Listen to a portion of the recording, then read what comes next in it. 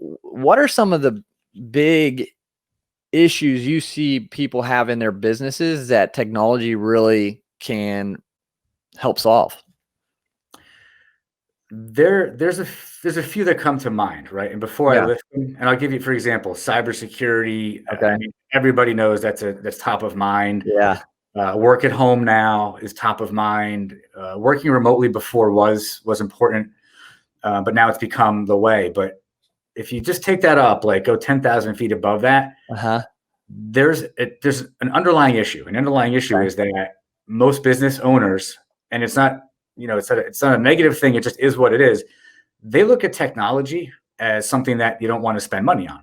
So the biggest problem that I've come across throughout my entire career is when business owners or business leaders go to budget for technology, they're really not sitting back and saying, what are the goals of the business? What's our 5-year, 1, 3, 5, 10-year plan?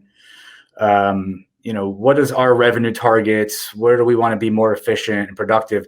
And then having the most important person at the table, which is your technology advisor, in that conversation so that you can have that alignment, right? So they're looking at it as a line item that you want to spend as little as possible. The biggest problem that I run up against, and still, I brought it up until yesterday, is business owners who they want everything to just work. They want these great solutions. They want streamlined, turnkey, but they don't want to budget for it.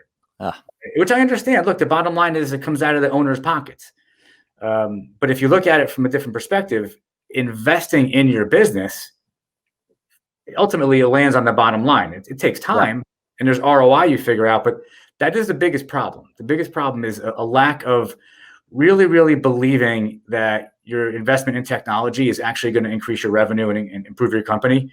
Okay. If people were to invest in technology, where should they invest in?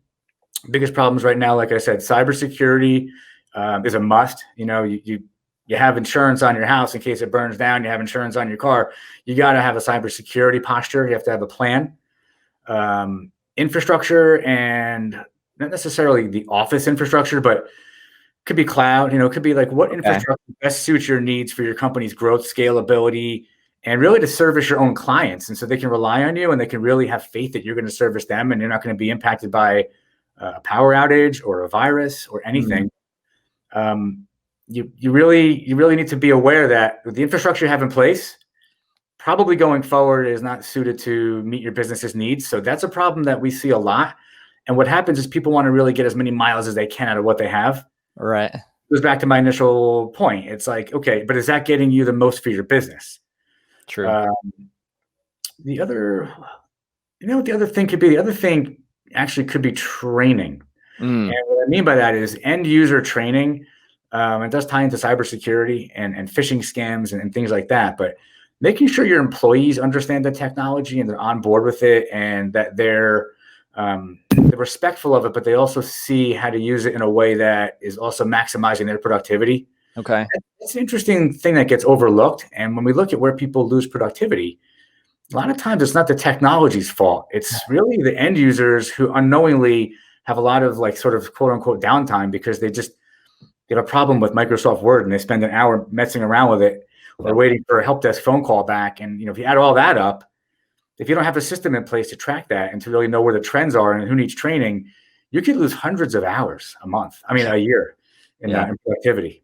So it's a lot. It's a long list, but it all goes back to business strategy and IT strategy. You have to have somebody at the table who can give you the advice on how to look at all these things.